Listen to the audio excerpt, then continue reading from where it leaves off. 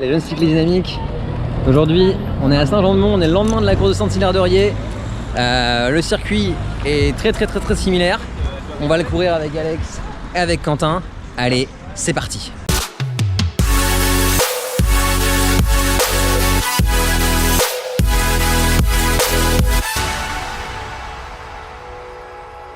Ça y est, le départ vient d'être donné sur cette nocturne de Saint-Jean-de-Mont. Alors on dirait pas comme ça, mais il est déjà 20h, je crois, au moment où le départ de la course est donné. Regardez, il y a Quentin qui est juste devant moi, il se place déjà vers l'avant. Moi je me dis surtout que compte tenu de ma performance sur la course de la veille à Saint-Hilaire-de-Riez, j'allais surtout essayer de rester un maximum dans les roues pour à la fois économiser de l'énergie et aussi avoir une chance de terminer cette course, puisque Saint-Hilaire, j'avais abandonné après une quarantaine de kilomètres. Petit point rapide sur le parcours, un parcours qui ressemble beaucoup à celui de Saint-Hilaire-de-Riez, puisque c'est un aller-retour sur une grande avenue qui donne vers le front de mer. Mais c'est un parcours qui m'a paru beaucoup plus facile pour deux raisons. La première raison, on le voit bien sur ces images, la qualité de la route. La route est vraiment de bien meilleure qualité qu'à Saint-Hilaire-de-Riez, il n'y a pas de trous partout, le tarmac est bien roulant, c'est vraiment agréable de faire la course sur cette route, beaucoup moins fatigant à la fois mentalement et physiquement, on le sent beaucoup moins dans les mains, on le sent beaucoup moins dans les épaules, dans le bas du dos, c'est vraiment beaucoup plus agréable de faire la course sur une route bien propre. Deuxième aspect important qui a rendu un peu plus facile cette course ici à Saint-Jean-de-Mont, c'est la nature des demi-tours. Regardez, on va arriver bientôt dans le deuxième demi-tour, pardon. Ce demi-tour là est une épingle comme à Saint-Hilaire-de-Riez, mais l'épingle est bien plus large, la relance plus facile, elle m'a semblé. Là ouais, je vais prendre le virage par l'extérieur à gauche, on va virer vers la droite. Regardez, c'est une épingle mais qui se passe un petit poil plus vite que Saint-Hilaire-de-Riez, et surtout c'est un peu plus large, donc ça laisse un peu plus la place de manœuvrer. Là je me fais un petit peu tasser par ce coureur de Chaland, mais j'ai vraiment trouvé qu'ici à Saint-Jean-de-Mont c'est plus facile. Mais outre cette toute première épingle, il y a aussi le deuxième demi-tour qui n'est lui pas une épingle, qui est une sorte de rond-point. Effectivement c'est un rond-point, c'est pas une sorte de... c'est un rond-point. Ce qui faisait que là pour le coup on n'arrêtait pas de pédaler, on ne devait pas s'arrêter. On pouvait continuer à rouler et il me semble qu'on passait ce demi-tour à une vitesse assez élevée autour des 25-30 km/h. Ce qui rendait ce demi-tour particulièrement supportable. En revanche, il y avait une sacrée relance juste derrière, regardez, paf, là il fallait ressortir. C'est peut-être pas une relance comme une relance depuis l'arrêt, mais on arrivait à des vitesses très élevées en sortir de rond-point, au-delà parfois des 50 km/h. Ce qui est très rigolo, c'est qu'à cet endroit-là, il y a un radar éducatif. Je sais pas si on va le voir là, paf, voilà, il nous a flashé à 53 km/h, c'est assez marrant. À chaque fois qu'on passait, du coup, on avait une idée de notre vitesse en temps réel qui était affichée sur ce radar, parce que cette avenue là, ce mail, est limitée à 50 km/h parce qu'on se trouve en ville, en plein Saint-Jean-de-Mont. Bon, assez parlé du parcours, je vais vous parler un petit peu de mes dispositions pendant la course. Je vous l'ai dit, j'ai abandonné la veille, c'était vraiment une course difficile à Saint-Hilaire-de-Riez. Donc aujourd'hui, ce que je me dis, c'est que parcours un poil plus facile, est-ce qu'on pourrait pas être opportuniste, essayer de terminer cette course et de faire le meilleur classement possible. Alors c'est un petit peu comme ça que je rentre souvent dans les courses, mais là je rentrais en mode en me disant, si je termine, peut-être bien que je fais une place. Pas dans le sens, je vais essayer de faire un coup d'éclat, essayer de partir en échappée pour faire ma place moi-même, mais plutôt essayer de me dire, avec la course décantant les coureurs, potentiellement en étant correctement opportuniste, en faisant les bons moves au bon moment et pas en faisant n'importe quoi comme un Saint-Hilaire-de-Riez, peut-être bien qu'on allait pouvoir attirer une bonne place. Parce que très souvent, sur ce type de critérium, si t'es à l'arrivée, tu fais bien top 30, top 40, quoi. Il y a un bon écrémage qui se fait sur ces courses parce qu'elles sont difficiles, intrinsèquement difficiles. Donc la thématique de cette course, ça va être l'opportunisme. Ce que je vais vous montrer aujourd'hui, c'est comment glisser le plus possible dans les roues, jauger ses efforts et avoir une réactivité sans faille à tout ce qui se passe autour de soi. Pour vous montrer ça, petit jump au tour suivant, on passe à 56 km/h. Ce que je vais faire, c'est que je vais essayer de gagner des positions en glissant sans pédaler sur la gauche de la route. Regardez là sur la gauche, il va y avoir une sorte de trou qui va se former à cause de cette barrière rouge. Du coup il y a un gros trou qui se forme derrière la barrière rouge et je vais m'en servir pour pouvoir glisser tranquille et gagner des positions. Bon, je me fais un petit peu bloquer par ce coureur d'Orléans, mais l'esprit est là. En fait le principe c'est de dire comment puis-je gagner des positions sans pédaler et sans me pénaliser à la relance. Parce que là si je voulais aller par exemple à l'intérieur, je me pénaliserais à la relance. En restant à l'extérieur, je me permets de garder de la vitesse et du coup de moins relancer sur la partie suivante. Là en revanche, on se retrouve tous à l'arrêt, tous comprimés. Et là, la relance va faire très mal. Je vous laisse regarder en bas à droite de l'écran. Waouh, presque 1000 watts pour pouvoir redémarrer depuis 12 km/h. Regardez derrière moi, le coureur en jaune et bleu là. Ouh, ça a l'air difficile, hein. Je suis pas le seul à souffrir. C'est vraiment pas facile. À chaque fois, ces relances, franchement, nous donnaient du fil à retordre. En particulier, quand on était tous en gros paquet, tout compact, là c'était vraiment dégueu. C'était vraiment terrible, très difficile de gérer ça. Là, je vais faire la même technique. Je vais me glisser sur la gauche, je vois qu'il y a une ouverture, je vais me glisser sur la gauche. Et je vois ce coureur en noir et jaune, là regardez, il va démarrer maintenant. Je vois l'opportunité, j'essaie de le suivre, mais je suis un peu bloqué. Allez, vas-y. Du coup, vous l'avez entendu, je me laisse pas abattre et je vais dire au mec qui m'a un peu bloqué de démarrer à ma place. Du coup, il démarre, malheureusement, j'ai du mal à me faufiler. Et je vais partir avec beaucoup de retard. On va regarder avec combien de secondes de retard sur le premier mouvement je vais me retrouver.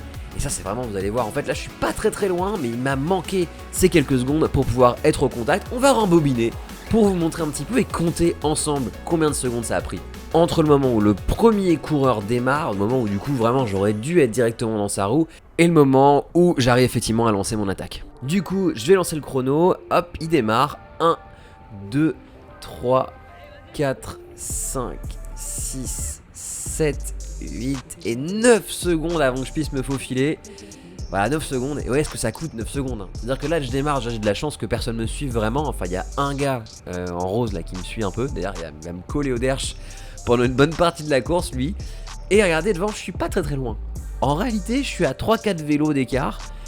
Mais en revanche, dès qu'on va arriver dans la relance, là, je vais prendre un énorme écart. Ils vont accélérer très fort, ils vont prendre la roue des mecs devant.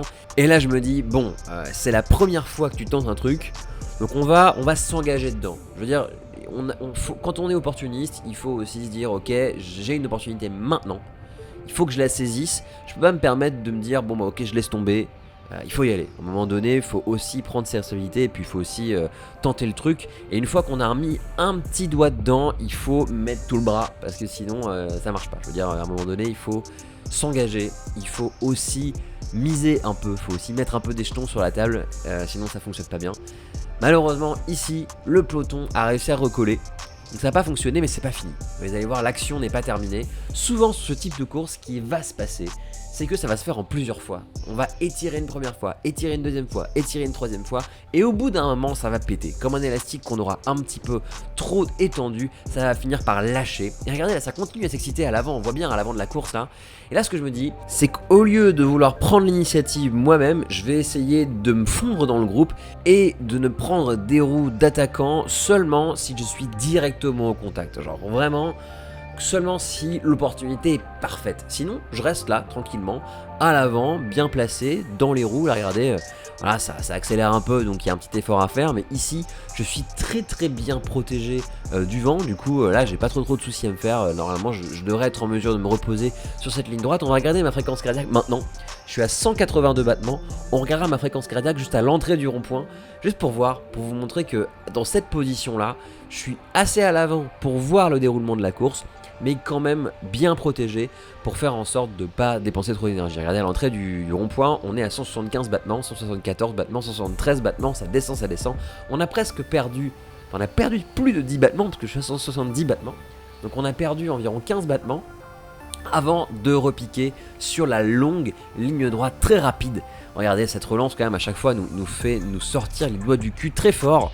À chaque fois on monte à plus de 50 ici, hein, et c'était vraiment une constante, hein. À chaque fois c'était comme ça. C'est très légèrement descendant, mais il faut quand même mettre un sacré braquet pour rouler à 50 sur cette partie là. Et à l'approche du prochain virage, je vais vous montrer aussi que être opportuniste, ce n'est pas seulement être opportuniste sur les attaques, c'est aussi être opportuniste sur les replacements. Et des replacements que je vais appeler gratuits, entre guillemets, des replacements à 0 watts. Regardez sur la droite, le coureur numéro 18, il va se glisser sur l'intérieur du virage. Derrière moi c'est Quentin qui va faire exactement la même chose et je vais prendre sa roue pour essayer de profiter du mouvement qu'il fait vers l'avant pour me replacer. Donc là voilà, c'est vraiment quand je dis un mouvement gratuit, un replacement à 0 watts, là je suis complètement à 0 watts. Là c'est gratos, je suis bien placé, je suis plutôt au milieu du virage, donc c'est plutôt pas mal pour pouvoir m'engager dans le virage. Et là, voilà, je me suis retrouvé quasiment à l'avant du groupe, juste en prenant la bonne roue, la roue d'un mec qui allait bien se placer à l'entrée du virage et qui allait me permettre de faire ce replacement gratuit, ce replacement à 0 watts. C'est ça aussi être opportuniste, il faut arriver à voir,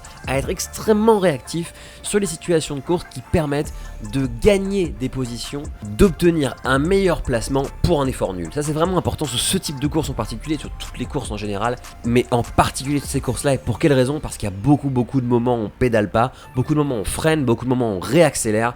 Et moins on a besoin d'utiliser d'énergie pour ces réaccélérations, moins on a besoin de freiner, et plus on peut passer de temps à ne pas pédaler, plus on sera frais à la fin, et plus on sera en mesure de participer à des attaques et d'améliorer son classement, en fin de compte. Du coup, ce que vous allez me voir faire pendant les prochaines minutes de cette vidéo, c'est surtout surfer les roues au maximum, faire le plus possible de ces repositionnements à 0 watts ou à très peu de watts, et prendre la roue d'attaquant quand ils sont à très faible portée, donc limite quand ils sont juste devant moi. Vous allez voir comment ça va se passer. Ce que je vais faire, c'est que je vais aussi vous montrer un petit peu les signaux que vous pouvez chercher dans des moments en compétition pour pouvoir faire un peu pareil. Donc vous trouvez les possibilités de glisser vers l'avant pour un minimum d'effort. Et là par exemple, dans la prochaine ligne droite, vous allez voir, je vais faire exactement ça. Donc là bon, ok, il y a une relance, elle est dure, ok, très bien.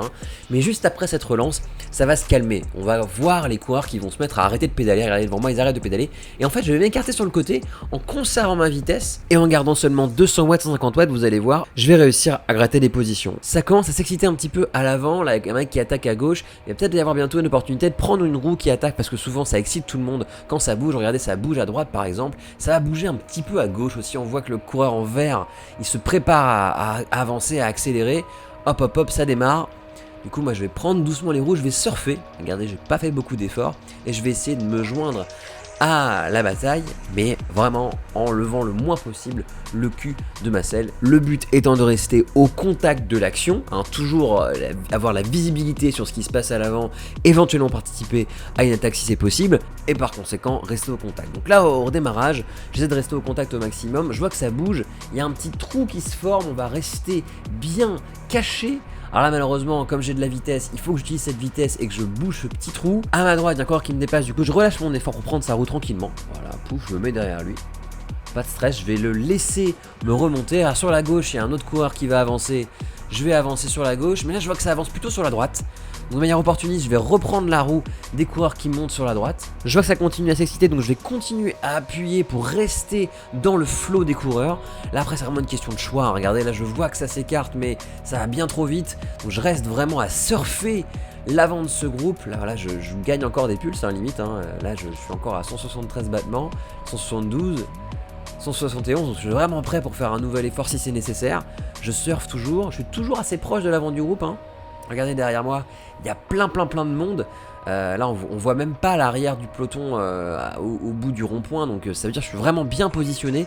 Et là devant, regardez ce qui va se passer. C'est très marrant parce que ça va démarrer presque juste devant moi. Ça va être très drôle. En gros, c'est comme si le gars avait choisi d'attaquer juste devant ma gueule pour que j'ai juste à prendre sa roue facilement. Voilà, hop là, le mec de Chaland là.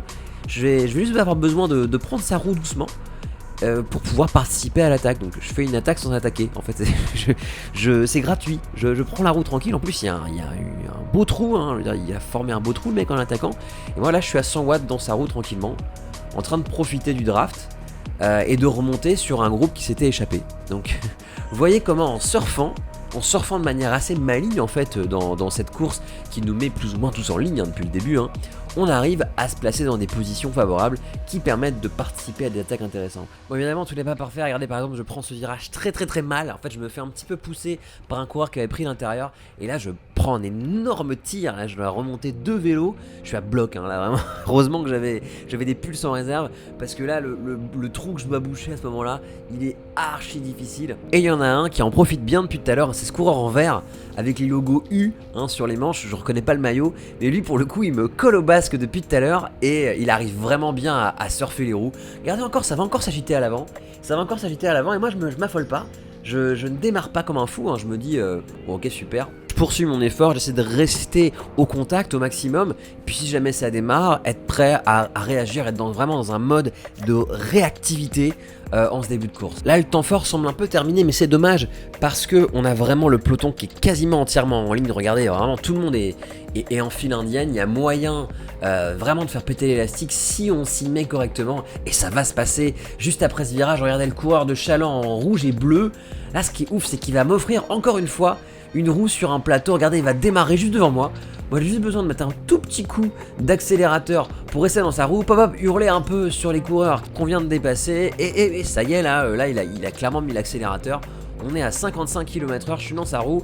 Là, à la vitesse à laquelle on roule, il est certain que je ne vais pas passer de relais. Alors là, ça va trop vite, ça va beaucoup trop vite. Et à cette vitesse-là, le prochain virage arrive à vitesse grand V. Là, il n'y a aucun intérêt à vouloir lui passer devant pour lui prendre un relais. On va se laisser filer tranquillement vers le groupe échappé qu'on voit là au virage là-bas. Là, vraiment, je suis à bloc, hein. On est à 188 battements, tout à l'heure on est monté à 190. Le temps fort est clairement présent. On va passer au virage, et au virage je vais malheureusement le négocier comme une quiche, hein, comme le virage juste avant. Je vais me retrouver avec beaucoup de distance à parcourir. Et au démarrage, le mec de Chaland là, qui avait fait le gros relais à 56 km/h, il va me mettre un énorme tir. Regardez-moi ça, là on s'est retourné un tout petit peu. Là globalement je ne peux pas suivre. Je ne peux pas suivre du tout. Donc je vais continuer l'effort comme ça, essayer de boucher le trou. Le problème, ce que je vois, c'est que là en fait devant moi, dans l'échappée, il y a un coureur de mon club. C'est toujours Dylan, comme à Saint-Hilaire-du-Riez. Et je me dis, mais en fait c'est pas à moi de rouler. Genre, j'ai pas besoin de faire ça. En toute bonne opportuniste que je suis, je vais aller me recaler dans les roues tranquillement et les laisser faire la poursuite. Temps fort terminé, je suis bien fatigué. On est à 13 km après le départ de cette course. On aura bien parlé d'opportunisme, mais cet opportunisme il a payé parce que cette course je l'ai terminée et je vais vous montrer comment s'est passé le dénouement dans la séquence suivante. Allez, c'est parti. Allez, bim, on est en pleine nuit, on est au 65e kilomètre. Enfin, on est en pleine nuit. La nuit vient de tomber, plus précisément. Mais il fait nuit. Enfin, on voit rien. Hein. Franchement, là, on voit un peu là où il y a des lampes. Mais dès qu'il n'y a pas trop de lampes, genre là, par exemple, eh bien, on voit plus grand chose. Et ben, moi, c'est là que j'ai choisi pour attaquer. Là, en fait, je suis dans la roue d'un coureur qui s'appelle Cyril Gautron. Il court à Lavettier. On va pas mal le voir dans cette fin de course. Je vais vous montrer. En fait, on s'est pas mal donné le change en attaquant, en se prenant des relais, etc. pour essayer de tout faire péter sur la fin. Niveau situation de course, là, on se trouve dans un troisième échelon. C'est-à-dire qu'il y a une échappée qui a à peu près 4 ou 5 coureurs. Un deuxième échelon en contre, qui est en contre depuis un certain temps, hein, ça fait peut-être bien 20 bornes qui sont en contre, et nous qui sommes le troisième échelon. En gros on est le peloton, enfin on est le plus gros groupe. Voilà, on vient de voir là sur l'autre côté de la route le groupe de contre, qui sont une bonne vingtaine quand même. Donc là le jeu pour nous, c'est soit de remonter sur le groupe de contre, c'est ce qu'on a essayé de faire avec Cyril dans l'action que vous venez de voir juste avant, soit de faire revenir tout notre groupe sur ce fameux groupe de contre pour essayer de participer au sprint pour la 5e ou 6e place. Enfin bref, là en gros il y a quand même moyen de faire un top 10 dans cette affaire. Comme j'ai pas mal économisé mon énergie sur la première partie de la course, hein, j'ai participé à quelques temps forts mais finalement j'ai plutôt glissé dans les roues, ça va me donner un peu d'énergie à fournir dans cette dernière partie de course où vraiment il est encore possible de faire une bonne place. Mais pour ça il faut quand même faire deux choses, hein, comme je l'ai dit, remonter sur le contre et participer au sprint. Là en gros la victoire c'est cuit parce que l'échappée ils ont trop d'avance, ils ont des coureurs bien trop costauds, donc c'est pas possible. En revanche remonter sur le compte c'était jouable. Et au fur et à mesure, vous allez le voir, on va petit à petit gratter des positions sur le compte. Alors il n'y aura que des images de caméra arrière, je suis vraiment navré parce que la caméra avant soit n'avait plus de batterie, soit avait un problème technique à ce moment là. Du coup on n'aura que des images de caméra arrière, donc je vais devoir vous expliquer où se trouve le contre. Plus on va avancer, plus on va être proche du groupe de contre. Là, vous voyez, il est juste devant nous. On est en train de lui rentrer dans le derrière, en fait, hein, tout à fait, dans cette épingle. Donc là, à ce moment-là de la course, on est au 70e kilomètre. Il reste 15 bornes. 15 bornes, ça représente quelque chose comme... je crois que le tour faisait 2 km, donc ça doit faire 6-7 tours. Il reste 15 bornes et franchement, c'est faisable. Je veux dire, on est remonté sur le contre. L'échappée, à mon avis, c'est cuit, ils ont trop d'avance, ça va être très difficile de remonter sur eux. On n'a pas la capacité d'organisation que eux peuvent avoir à l'avant parce que eux ils voient la victoire et nous on n'a que l'hypothétique possibilité de participer à un sprint massif pour la victoire. Donc ce que je vais proposer, c'est qu'on arrive, voilà, ça y est, on est à la cloche. La cloche, c'est le début du tout dernier tour, le début du tour dans lequel finalement la place se joue. Donc là, je joue une 5 ou 6e place, bref, en gros on joue la place derrière l'échappée. Je suis dans un groupe qui fait à peu près une trentaine de coureurs. Il y a quand même eu beaucoup de dégâts, hein. On était 70 au départ, on n'est plus qu'une quarantaine en course. Donc c'est quand même chouette, je suis content d'être arrivé là. Voilà, il y a un mec qui nous fait des grands gestes pour nous dire ouais, allez faites le sprint si vous voulez, moi ça m'intéresse pas. Et moi à ce moment-là, j'avais pas forcément de très bonnes jambes et je me disais franchement t'as pas fait tout ce chemin jusqu'en Vendée, tout ce chemin jusqu'à la cloche pour ne pas participer à ce sprint. Du coup pour participer au sprint, je vais encore fricoter avec Cyril Gautron, vous allez voir, on le voit sur l'écran là, c'est lui. Il est juste là. Et en fait ce qu'il m'a dit c'est, juste à la cloche il m'a dit mais t'es chaud je t'emmène au sprint. Moi j'étais pas sûr d'avoir les jambes, mais je me dis bon, franchement foutu pour foutu, au pire lui il fera le sprint et puis si j'arrive à le suivre tant mieux, si j'arrive pas à le suivre, bah tant pis. Voilà, donc là je suis derrière lui, je prends sa roue et là donc il fait ce qu'il dit hein. Donc là en fait il y avait un groupe qui avait pas mal d'avance sur nous et là il va me remonter jusqu'à ce groupe.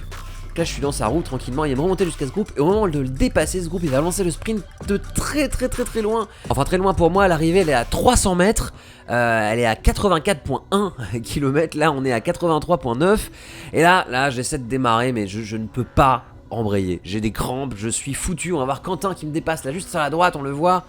Ah c'est dur, je n'arrive pas du tout à embrayer, à remettre plus de braquet, je suis foutu, j'attends qu'une chose, c'est qu'on passe enfin cette ligne d'arrivée, là voilà, ça y est. On est à la fin de cette course de Saint-Jean-de-Mont, je termine à la 21e place. C'est dommage que la caméra avant n'ait pas filmé ce moment, on aurait vu Quentin me doubler subrepticement sur ma gauche, c'est très dommage.